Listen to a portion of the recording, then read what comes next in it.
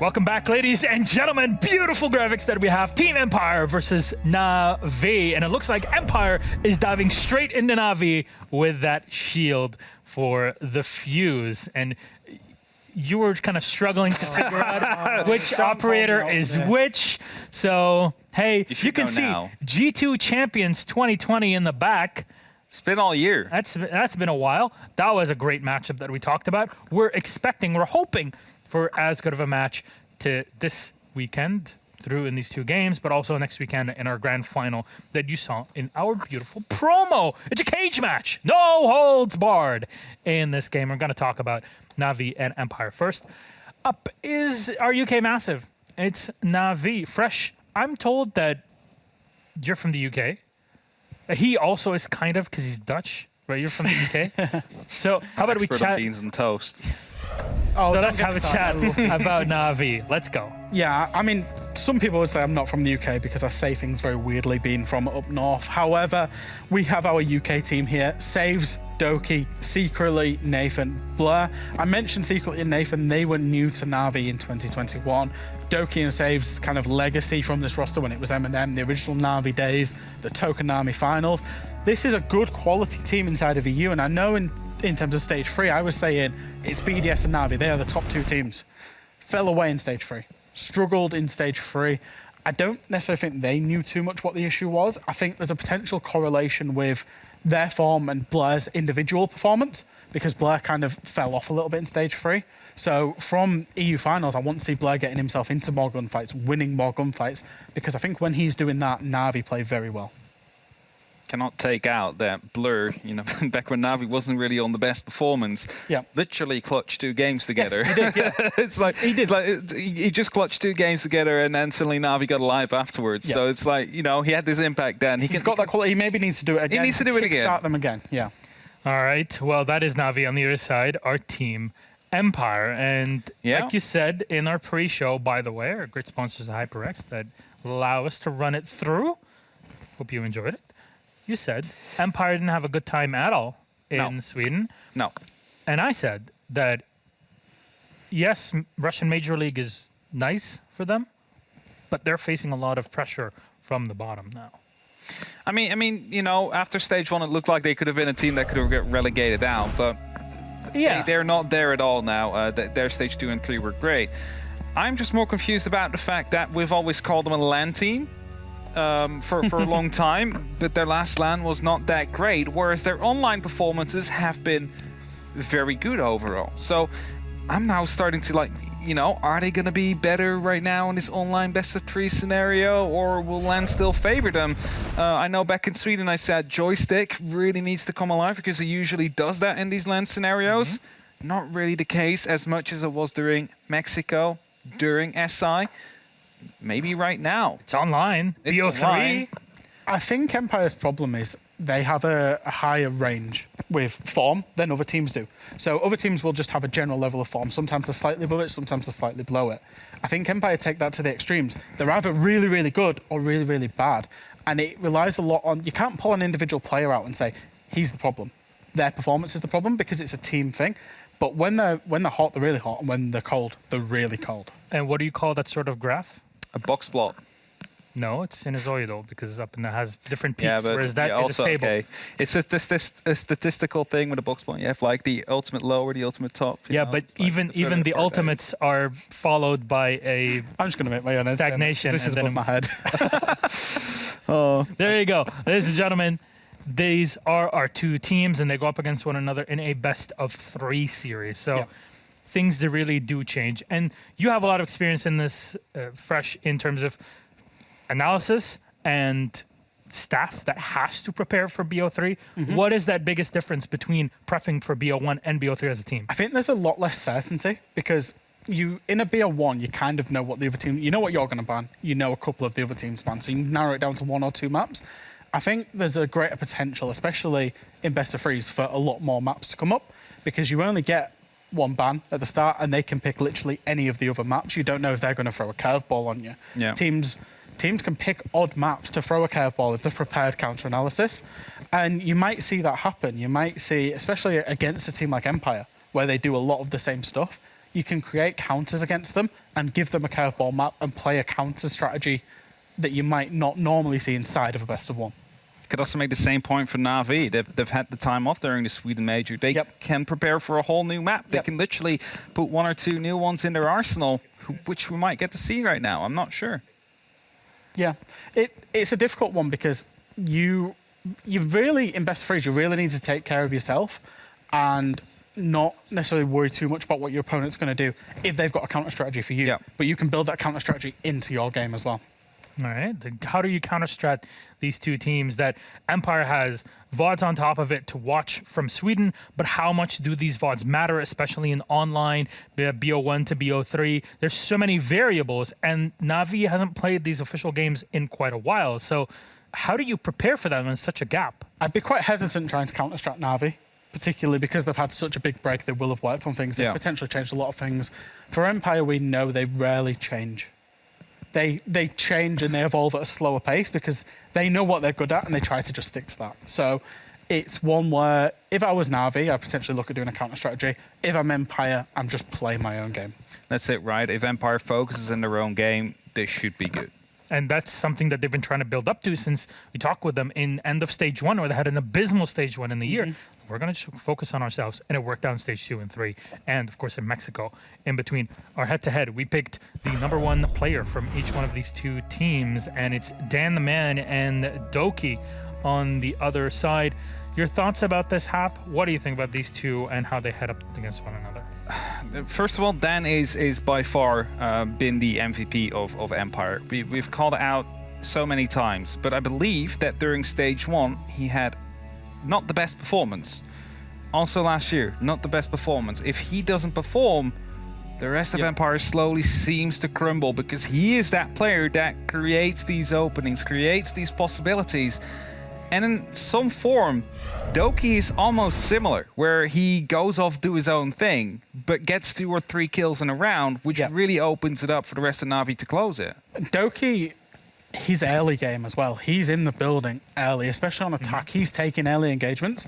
If he wins them, he opens that space up for Na'Vi. He will get 2 or 3 kills. He'll give them all the map control they want. And that's why I somewhat pin Na'Vi's kind of downturn recently on the rest of the team because they need to be in behind him, making those plays alongside him. Whereas Dan, he's the one that can just single-handedly turn around. I remember a round on Cafe against Secret where he got an ace where they were looking like they were going to lose. And he just pulls an ace out on the Kaid. It turns the momentum for his team, and he kind of won them that game.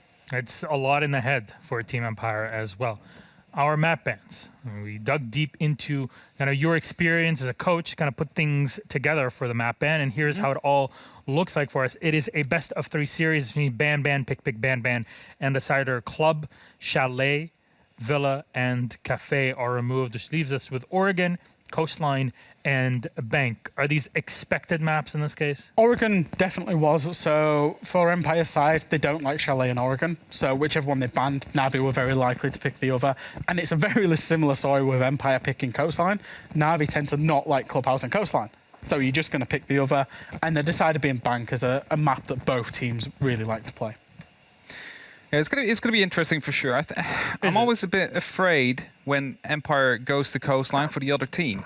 Yeah. It's I don't know what happens, but it's like suddenly they get like skill plus 100 or something. Honestly, on get coast. buffed. But a classic map like Oregon to kick it all off. Na'Vi start off on the attacking side, so they get to pick the map. Defense for Empire real quick because we should be ready in just a bit. Thoughts, Hap? How do you think this will go?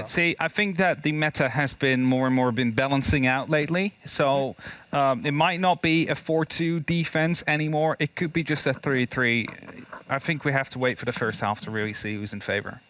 I think we go 3 maps. I think both teams win their map pick and we go to bank just to see it all out. Has to go with the map pick then. I believe so, yeah. I believe if either team loses their map pick, that's them done. All right. I'm very curious then to see how it all shapes up in there. Fresh and Hap, thank you very much for joining me here on the pre-show and to kick off our first desk. It is Game 1, best of 3 series in EU League Online. Who would have thought? It's been a while since we've seen them, since the last finals last year. It's Empire v Na'Vi, and we're going to go to a classic Oregon. We got Des and Ace awaiting on the caster's desk. Enjoy. Everyone knows how this one starts. Thank you very much, Milos. We're here for the EUL finals. And guess what? There's no glass between us anymore. We are back together, finally. I can even yank on the ponytail like this. Calm down. This one's going to be a fun one to start it off. Oregon to kick things off. Na'Vi, as we said, have been hiding in the shadows now for a couple of months. They've had time to get back in the workshop, work on the woes of Stage 3, and this is where they get to show the fruits of their labour. Empire, though, still coming in as the preferable team to win this one for many of you. This is what I love about Finals Aces. There's so much downtime, so much more to surprise us, and I'm hoping this is going to be a screamer of a best of 3. It is. I think it's that sort of situation where I really think both teams come together and just throw everything at it. Like, you know, just absolutely go for it. I think they're going to wail on each other. You know, it's just try and get through to that final game, try and get through to that opportunity to be able to claim the title of the best in Europe 2021, which is what they're going to be looking for. But there are a few hurdles in the way of any team that is going to claim that title, and it starts here. It starts right now. We've got Empire versus Na'Vi in the first of our semi-finals, and then we will, of course, later on have a classic in the forms of BDS versus G2. But I think that Na'Vi and Empire are going to start a little bit of a fire under this one for me. I think this is going to be an explosive start to open things up. Oh, Tim's rattled already. A thermite ban coming through from Na'Vi for their first attacking ban, going in against Shepherd on the other side here. So you're looking maybe at things like the walk-in wardrobe wall up on the top floor, looking at blue downstairs as well. Lots of options for that, but things like Ace and the Habana still very useful. Malusi, an operator that I know Na'Vi have leaned towards for a long time, so seeing that taken away a bit of a surprise, and the Valkyrie finally being removed. Where I feel a little nervous for Na'Vi on the attack here, Tim, is that when we've seen Empire on Oregon before, they love playing behind mirror. They'll bring the C4s, they'll bring those 2 black mirrors, and they will cause absolute hell for the attackers if you give them the opportunity. So we'll keep a close eye on that and see if it gets employed throughout this first half. Well, that's it. It's not just that they like doing it, it's that they're very good at doing it as well, and it is certainly something that they could take advantage of. And as you say, coming in immediately there with Dan picking up mirror to kick us off. We're going to be heading down to the basement site. So here on Oregon, there are sort of 2 primary sites, really. It depends on the team as to which one is favoured. I don't think there's much of an argument for either being stronger than the other. We've got the basement here, laundry and supply, and then we've got the top floor site of dormitories. And in this case, Empire have chosen to take us downstairs to begin with. So what are you going to see here on laundry and supply? Well, the first thing that you're not going to see... it's Siege School time. Let's go, Siege School time. Let's go. The first thing that you're not going to see, you're not going to see a lot of vertical play, Des, because none of these ceilings can be taken out. The only vertical play that you're going to get is coming from the hatches, and the only one likely to be really used is that hatch from meeting down to electrical. So other than that, it's going to be a very horizontal push, and for a successful attack here, you're really looking for multiple avenues of attack. We want to see them get themselves established in bunker, but also push down and just prod and poke from laundry or freezer and just make Empire turn around. Don't let them just face up to you at rear stage and bunker. I always say it, but laundry and freezer, it makes me really nervous as an attacking angle where attackers choose to come in from and try and pull off their execute. I like what many have called the LATAM attack, where you come in from 3 directions, have one player coming in through Big Tower, for example, to hit the flank. I mean, that's as easy as it gets. Sada was in big trouble there. Yeah, just a little bit. I mean, stepping up with the Vector, still not going to be able to find anything back onto the side of Na'Vi. Doki doing what Doki does best and starting out with a brilliant entry. Almost as if Scyther didn't exist, because some teams could waste very easily 30, 40, 50, even 60 seconds trying to drone out and deal with that one roam player. But Doki steps in without taking a single shot and cleans him out. Great start for Na'Vi. 45 seconds in, and Na'Vi are confident at this point that they've got the top and middle floors absolutely locked down. They've got the map control that they need, and they can start pushing on towards site already with less than a minute gone. We've got pressure towards laundry from saves, and this is what I was talking about, these multiple angles. We've still got Nath over on the freezer side of the map effectively, looking to get himself in through there, and now we see the rotation from Na'Vi heading towards construction, heading towards bunker, and looking to create that spearhead of the attack, and then the others are distractions. It's all about pace here as well as my worry. And Dan, sitting on the mirror playing more defensively, finds an easy one onto Nath. Not really a pick you'd be looking to find, I think, knowing that's the Hibana. You're looking at her really to be opening up all these hatches for you. She is the proclaimed queen of hatches, and I believe here just getting herself taken out before he can even get the meeting hatch opened up as well. So not the best spot to be in, but thankfully you do have a little bit of fallback in secretly playing on the Maverick.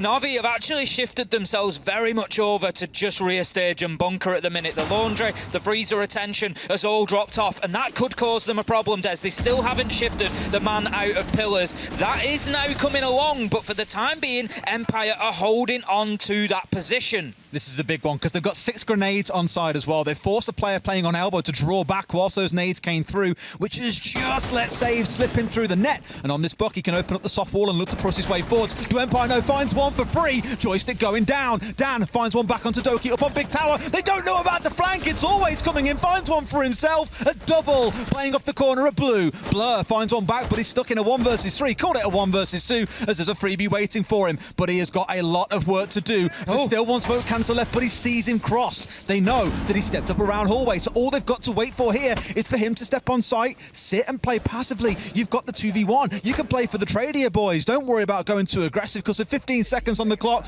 Blur needs to make it happen now. Diffuser in hand, stepping his way forwards, looking to try and find some engagements, but needs to find the man. There's one inside Blue. I don't think he's even aware he's there. Empire have played it perfectly. They've run that clock down. They've not taken engagements they don't need to, and they will close out round 1 comfortably. Beautiful from Empire there, a real masterclass in how to defend that site. The man, the movement from always there's just from pillars back to Harry Potter, slips through Shaiko spot into bunker and on the flank. Absolutely wonderful. Unfortunate timing for Na'Vi as Saves moves his way in and he's just completely unaware. There's no drone, there's no information there to make that call of the flank coming in from always, and it was just done in such a small space, like clockwork from him. Absolutely wonderful, and pretty much won the round for Empire. I'll go back to it again. You know, Nathan dying on the Hibana so early on, that's a bit of a kicker. Sure, you can lean towards your Maverick getting those hatches open, but we all know the time difference between a Maverick doing a wonderful piece of Picasso-level art on those hatches versus a Hibana dropping down 4 pallets and then buggering off to the next one. That's massive. It takes a lot of time to get those things done. So I just feel, again, that one's really on Nath dying out so early and not letting Na'Vi get control of everything they needed. Needs to be a little more careful when he's stepping into those more precarious positions across the map. Heading up to the top floor now, then Empire will take the secondary site of theirs. Pretty much a standard setup here. We've got the rotation through into Attic. Attic is reinforced. We've got ADSs present inside of the lower tier of Attic there. They're going to try to keep hold of that and make sure that there's no push coming from that side of the map. Na'Vi, by contrast, will likely look to get themselves potentially established in and around Master Trophy, get hold of that side of the map. But we have seen recently, there's a lot of attention towards that double window as well. We have. I mean, a mix across the whole top floor, really, in terms of options. I do like seeing top floor attacks these days because there is quite a bit of variety in what you can do.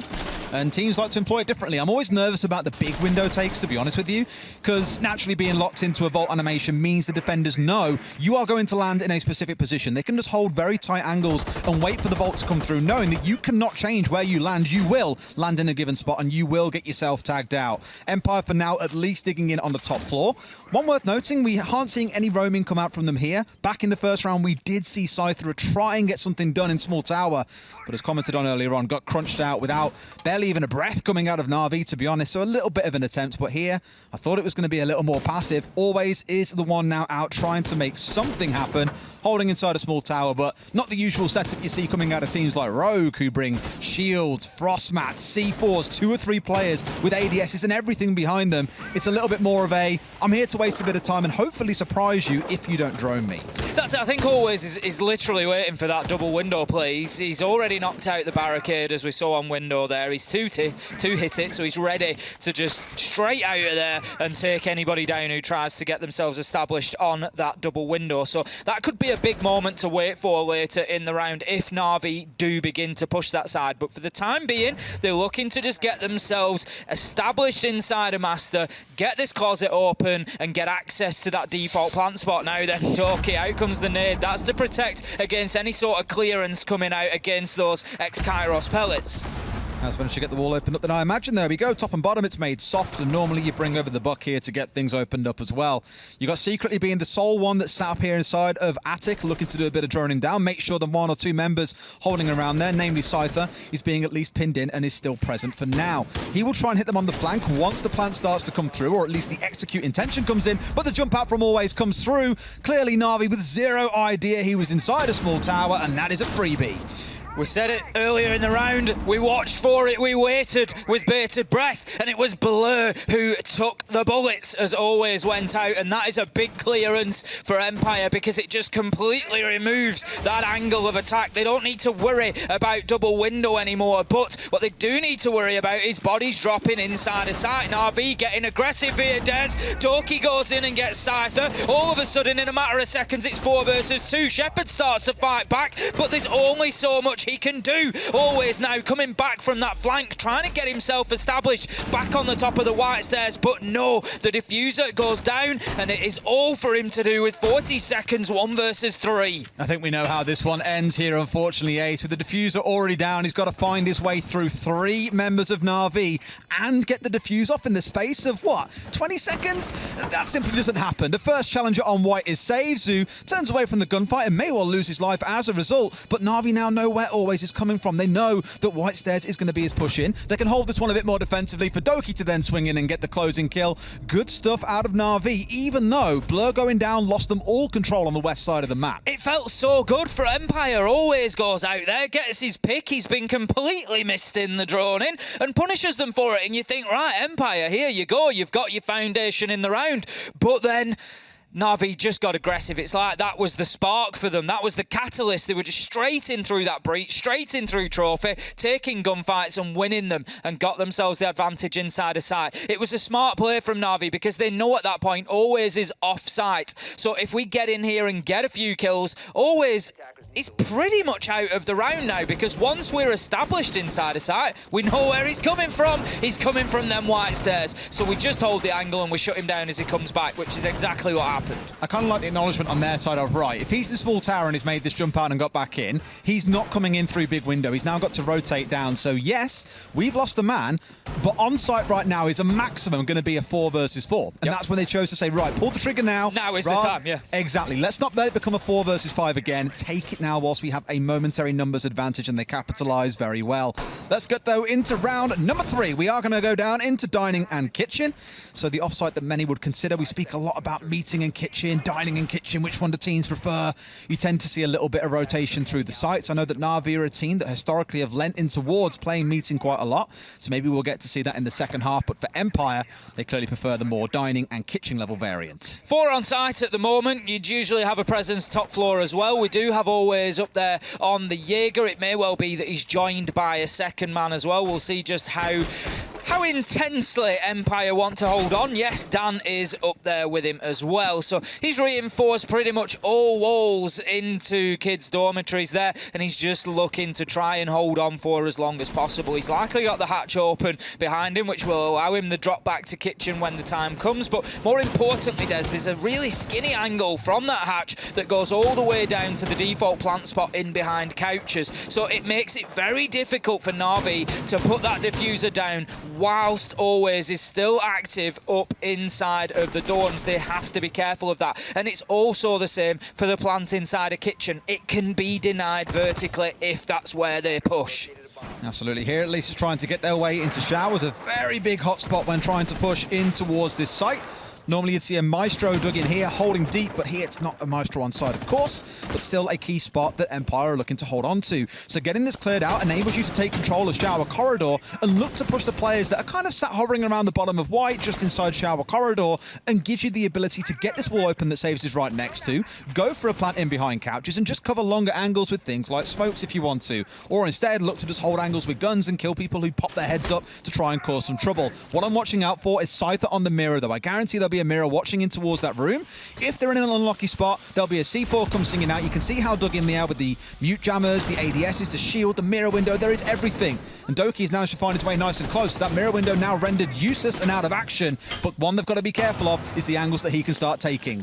nade is actually going to force Doki away from a plan of attack that he had coming in. Out goes the nade. Scyther, however, does get the kill, steps back, and he's just dipping and ducking out of trouble here and keeping himself active. The kills start to come in. Joystick on a big flank there, able to move through into the corridor, and it is as easy as that. Long range from Joystick over the mirror window with that Tachanka turret. Na'Vi, they just got surrounded there and run over. They did, yeah. There was one part they didn't really consider that in that attack, and it was a good idea, you know. Get yourself in through the double wall, get into showers, and look to contest right up against that mirror window. It was a great idea, but one thing they didn't have considered is that Empire would force someone down the shower corridor, as Joystick did, and pick up a couple of kills. You'll often see teams stick someone on that shower window off towards the south to stop that kind of thing happening. So for Na'Vi, a small mistake leads to the whole round falling apart. It is unfortunate, but a good opportunity taken by Empire to close out that round in flawless fashion.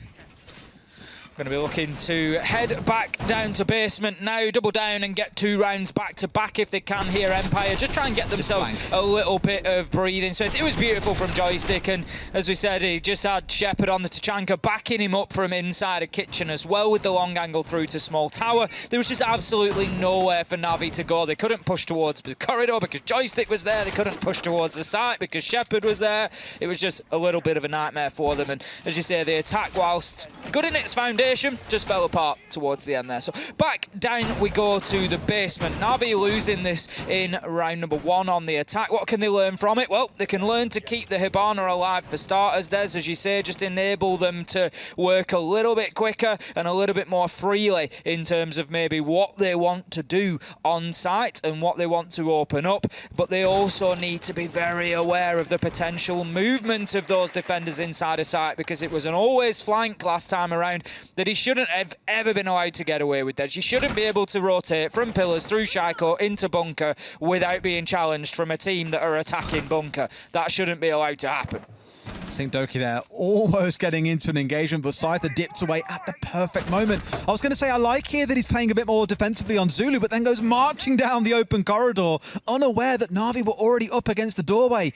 And I think Fresh on the desk touched on this already, that you'll see Na'Vi, Doki especially, is rapid at getting inside the building. The opening kill in the first round was like 2 minutes 23. This round it's 2 minutes 17, even with Scyther being further back. So Na'Vi are very good at getting map control, and Empire need to respect that. You either sit in spot, anchor down and wait for them to come, or you swing super early. Right now, it's not working out for them, because for the second round in a row on this site, they have not landed a single bullet onto a member of Na'Vi, but are down to 4 members. The only team I can think that moves through a map quicker in the beginning phases of a round than Na'Vi in the EUL is a team that we're going to see later on, and that's BDS. It's the only team I can think of, really, that go through that process any quicker. And you look at the players that are on side, Doki, Shaiko, and it's absolutely no surprise that they're moving in there with that sort of confidence, the skill level that we know that they've got now. The hatch is getting opened up, security is already gone, laundry will be next to follow. Just going to have a nade going down there. I think they were just conscious of potentially Dan playing underneath, but no, that one goes back in the pocket, and just ripping the pin out of it was quite enough. The noise that came down just forcing Dan back. Now, I like this from Na'Vi. They've got them surrounded. They're pressuring Freezer, a little bit on laundry, a little bit backstage and bunker, and they're really making Empire think. I like that, again, it's leaning towards Na'Vi, bringing along so many nades. They can destroy and yeet these down blue all day long for all they please, and could do a lot of damage with it. But at this point, we haven't seen any nade kills coming through. That one's the easiest one in the book as well. This Shaiko spot, as we often call it, does get exposed by this wall being opened up from the hatch, but you've got the mirror just inside the site, tickling those off the wall, so the Hibana is ineffective. They need to either make her move or go for a different angle. A lot of teams like to deploy smokes here to make it easier. This time round, you're not going to see the stepping coming through, and Nate is now helping to challenge onto this angle. They really want this player out, and grenades everywhere. Double indicators come in. Down, at least out, down but not out, sorry, on always inside after he just finds Doki. So not yet dead, and Na'Vi might not know that he's down. That's it, even when being pressured to that degree, always still able to do something for his team, getting that kill. He'll be close out now, and that's going to leave us 3 versus 3. But the kills start to come in for Empire once again. The clock is ticking down. Na'Vi have to stick this plant attempt. It's all up to Nath now. Blur's on the cover, but low health. Can he find his man? No, Dan! shut down by Dan. No! And that is going to be the round. A 2K coming in from Dan, and another good basement defence from Team Empire takes them now 3-1 on the scoreboard. I'd say it's much scrappier than so much a better or a good defence coming out of Empire again, because Na'Vi were in such a commanding position. How Dan wins that gunfight onto Blur, I don't know. I'm sure there's a little bit of disbelief in the Na'Vi camp about that as well. Coming down to a 3 versus 3, you've got full control of Pillar, for example. You've caught the man rotating his way up blue. You've watched the flank, which is something they slipped up on back in round 2. So improvements are being made by Na'Vi in the attacking half, but Dan just goes absolutely mega on highway, shuts down the planter, shuts down the flanker, and from there, it's nice and easy for Empire to close out the round. Good stuff from them, and a nice even game. I know it's 3-1, but it does feel like these rounds, you're seeing the two teams kind of develop and evolve the longer it goes on. I can't wait to see how the rest of the map plays out, or maps 2 or 3, to be honest. Absolutely. Like I said at the beginning of this, these two teams both throwing everything at this one and just trying to get anything they can when the opportunity presents. But so far for Na'Vi, those opportunities have been few and far between. And even when they've been there, they've not always been able to solidify. As you say, last round, there was, a definite chance there for them, but they just always feel one step behind Empire at the minute for me. Empire just always seem to have the answer before the question is asked. It's one of those rounds that you look at and just go, clutch factor was the big decider at the very end of it. Otherwise, it felt like Na'Vi did do a lot of things right. But that to one side, round 5 is underway. We are back up to that top floor, and I was having a good chat with, I want to say it was Fresh a couple of days ago. We were talking about teams who rotate through the same 3 sites. They'll go like you're seeing out of Empire here. Basement, top floor, dining and kitchen. Basement, top floor, dining and kitchen. Whereas some teams, you get the more stylistic choice to say, you know what, if we fail at a site, we'll repeat it. We know what we can get right. We know what we can course correct. And although they didn't have the choice here, they could have done so back in round 2, for example, but opted not to, stepped away from the top floor. And this is where we're returning back into it in that 3-site rotation, which can make things predictable for the attackers to go, right, we know what these guys do. They're definitely sticking to the same rotation. So maybe if we want to change up our operators, we want to change anything about our lineup, we can.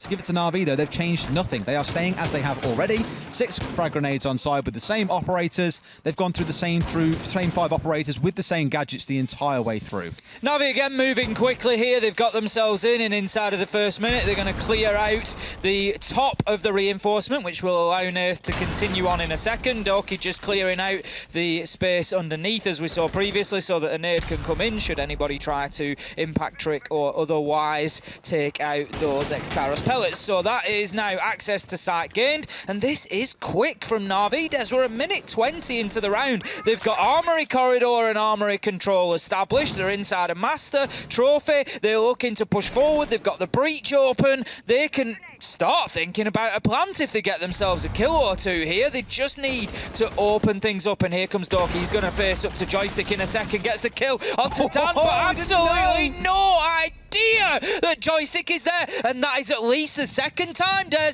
that we have seen Na'Vi falling foul to sloppy droning. Oh, a good grenade coming through, though. Just as Blur gets shut down, he releases a grenade, and it catches Joystick for the trade. 2 versus 2 in the end, 2-4-2 between those two in the end of it. Isn't a bad thing, and yes, they fell down to the droning, but once again, it's another entry kill coming in from Doki, pushing through Shower in towards Zulu. That's 3 Where would they be if they droned him? That's going to be the difference for Na'Vi here. That's how you lose rounds. I won't complain too much, because back in those previous 2 rounds where Doki is killed, Scythe, on that angle, it's come out really well for them. They've put themselves in a 5 versus 4, no complaints. Yes, they've only got the 1 round. I'm not quite sure what the idea was behind that plan. Saves was a little bit late to the party. It's a 1 versus 1. It's always versus Secretly. Always holding on the downstairs, has got the angle, and I think Secretly's aware that he's hanging on the downstairs. If he can recover this diffuser and rotate himself off towards Concrete, he could be in a great position. But the problem is these bulletproofs are going to see everything that he does. So he wants to shut these down first. Has now got to try and go in for the plant. Must know that the man is pushing in. Does he know where he is? Here comes the flank coming through. Sees him behind. He dips, he ducks, he dives, he dodges, but can't quite get it. Always wins it out. Empire move up to 4-1. Always is having a real day at the minute with these big, important clutch moments coming in. Just able to keep his movement. He was a little bit lucky there. There's half a second difference between winning that round and losing it. As Secretly moves through that rotate, he just sees the back end of Always disappear behind that wall, and half a second sooner he definitely goes in and gets that kill to close close out the round. I really don't think at that point Always was aware that Secretly had rotated around behind him, but the gunshots that came through that didn't land was all the information that he needed to get in and win that round. But this is the frustration for me there, Des. I picked up on it during the round, and just to expand on the point, you've got to look at it and say, Doki goes in, he gets a great opening kill. He hasn't pushed past double door at that point. If the drone in is sufficient to know that Joystick's there, that's a freebie for Doki. He's moving around that corner pre-firing. There is not a chance in hell that Joystick wins that duel. So all of a sudden, then Na'Vi are 5 versus 3 rather than 4 versus 4. They're not battling from behind like that. It's coming down to a 1v1. That extra man, a 2v1, is then the difference between winning and losing that round. And that's 2 moments for me where Na'Vi have just been sloppy in that intel gathering. I'm not talking about, you know, being perfect and never getting hit on the flank or anything like that, but Always and Joystick have both gotten away with hiding, and it can't continue for Na'Vi. No team is perfect, right? They will make mistakes throughout. The big one in that round for me being the timing at which Nath chose to go in through the execute. I don't know if saves are kind of like... I don't know if saves have been called, but he just hadn't quite caught it, a lapse in attention, or if Nath had gone a bit too early, but you saw him step in, get slaughtered, and then, fair enough, we did see Stave step in and pick up a kill. But by then it was down to the 1 versus 1, and Secretly's got to play hero. He is kind of more of this flex supportive role where he's more doing things with the Maverick off towards the side rather than being the go-to execute player. It makes me ask questions about the drone in again, Des. The fact that Nath's running, how often do you plant on white stairs rotate? And I'm going to give you the answer, it's nearly never. You go to the other side of the games table and you're a lot more secure in there. Nath's not done that. So there's some information there that said get in behind the table on the rotate, that's where to plant. But they've missed the man on white stairs. So again, I'm just wondering, you know, how complete is that picture that they've got before they've gone in and made that decision? Well, let's see how round 6 plays out. Na'Vi desperately, I feel, need something. Not forgetting again that this is their map choice. Empire are taking us to Coastline next. It is their map pick. So I'd be slightly concerned if I'm stepping into that as the Na'Vi lineup. However, the defensive side for Na'Vi could be a very different story. But I do not like it when teams go into the second half with only 1 round to their name, because all the other side has to do is find 1 single round and you're guaranteed to at least step into overtime. So need to see something coming out of them here. Doki being shut down on the entry. That's a little bit uncharacteristic because he's found 3 for himself so far in this half. The problem for Na'Vi here is that Empire are doing what they do very well, and that's once they get themselves ahead, they're really difficult to reel back in because people like Dan Always start really stepping up. They're like firing on all cylinders. The confidence comes out and they get very, very difficult to stop. The opening kills start going in their favour. They're playing at a man advantage, and once Empire are on top of you, they won't let you get back up. Will they naff? As things have been going so far, it seems that Empire are very good at exploiting those small weaknesses coming out of Na'Vi as well.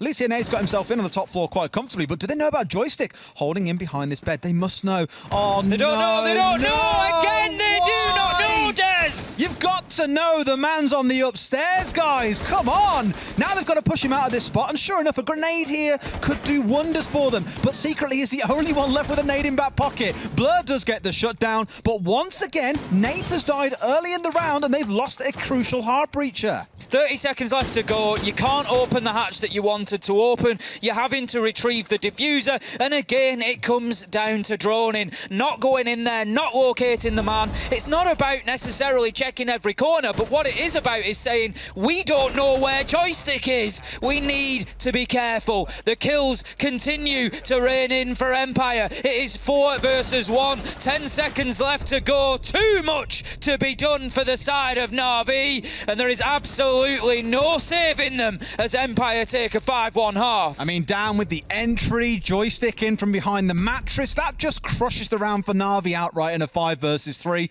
Only made worse when Scyther's picking up a 2k from Split. I said we wanted to see them at 4-2. We needed to see Na'Vi fight something back in that last round. But that was anything but a car crash, to be completely honest with you. Let's see how the second half goes then. Na'Vi going on to defense on their map choice. We need to see better, especially when many are starting to say the game's in quite a, not so much attacker favouring state, but attack is definitely at one of its strongest points we've ever seen throughout history. And to only get 1 round on your map pick, that's a real sucker punch. I mean, the one positive that I can find for Na'Vi right now is that they don't have to drone anymore. So You know, they're not... Hang on, is there a Mozzie? No, there's not a Mozzie, you're right. They're not reliant on having to drone and find people anymore, so that's got to be something for them, right? Coming into their defence, it is now round number 7. The sides have switched, and will that switch the fortunes of Na'Vi? I just don't feel that it will right now. They have to win this round. Empire are coming in here with confidence. If they feel that they continue to bully Na'Vi on the attack like they have on the defence, this is going to run away from them quickly. So it is super important for Na'Vi to get this basement locked down. There's no verticals, there's only the horizontal to worry about realistically. They need to find themselves some opening kills and get on top of Empire. Empire are going for a similar sort of setup as what we saw out of Na'Vi as well in terms of the operators they've picked. In fact, it is exactly identical, down to the gadgetry being brought. 6 frag grenades on side, 6 flashbangs in back pocket as well to burn through those magnets, the ADSs, even laser gates, should they stand in their way. What I will give really is for Na'Vi, we didn't see the grenades being lethal really in the first half. There was the one onto Shaiko that got the down onto, I believe it was Always playing there. Outside of that, not really, to be honest with you. A lot of it being used to destroy away gadgets like the mute jammers that were keeping walls locked up, just more utility focus rather than being kill focus, and that's not strictly a bad thing. But you'd think with 36 grenades being brought across those 6 rounds, you'd see a couple of lethal grenades coming in, but we saw nothing back in the first half outside of Blur's kill onto White, I think it was. Empire have got themselves established over in the small tower and showers side of the map, and they're going to look to apply some pressure. That's not ideal for Always, just trying to play a little bit of a tricksy angle onto the attic hatch there, but showing us that even the pros find those things difficult sometimes. Has to hop in through the window instead to get that attic hatch opened, and it's all part of trying to force Doki out of meeting. They want to get themselves nice secure access to meeting so they can open the hatch into electrical, which is actually open for them. Doki's going to be trying to keep hold of that area with his life, I would imagine, because they don't want to give away that access to vertical. He moves through but takes damage, Des. He's pinched here. There's a man behind Van. They know where he is, and there's the challenge from Joystick to shut him down. Well played from Empire. Find the Vigil, find the Roamer, pinch him, kill him. Easy as that. It makes me nervous when you've only got one player being solo off on the roam, because you get a couple of drones on the man, it's very easy to push him. If you've got someone watching like a side angle there, like someone looking to push up Freezer, for example, it's a different conversation. But there was no such play from Na'Vi, so a little bit of a disconnect there, I feel, between Doki and the other 4 members. I get it, you're playing on the Vigil. He is a very independent roamer because of the ability to deny vision away from those drones, make it very hard to clear him out. But as you said, Ace, he was pinched in there and they knew exactly where he was. Doki inside a classroom, probably needs to go back to school there to figure out how to keep himself alive a bit longer. Secretly taking a lot of damage, keeping himself inside a bunker now. He's been forced out of the Shaiko spot. Empire really trying to get aggressive here. That's exactly what they're doing. In comes the kill from Joystick onto Blur. Nath, low health, secretly low health. It's not looking good for Na'Vi down in the basement. Empire looking to get this one closed out and guarantee themselves at least overtime saves. He steps up and tries to get aggressive with the shotgun. Scyther takes down the last few HP that Secretly had. 4 versus 2 now, and you just feel that Na'Vi are scrambling, Des. They're trying to find anything they can. Shots are missed. They can't find the heads. They can't find the bodies. They can't find the kills. And Empire, they take round number 7, 6-1 now. Na'Vi are just cursed on Highway, I think. Look back again to the earlier round where Blur missed those crucial shots onto Dan in Highway, who was going for the retake. You've just seen Nath miss a couple of absolute sitters there at the dying end of things. It's unfortunate, but Empire are at 6-1. They are running away with Oregon. And I feel for Na'Vi, there's a certain beauty in it as well when you can see how clear these errors are. You can see how they can be corrected, discussed amongst the team, and that's why Na'Vi have called a tactical timeout. What worries me a little bit, Ace, is they've called it at 6-1.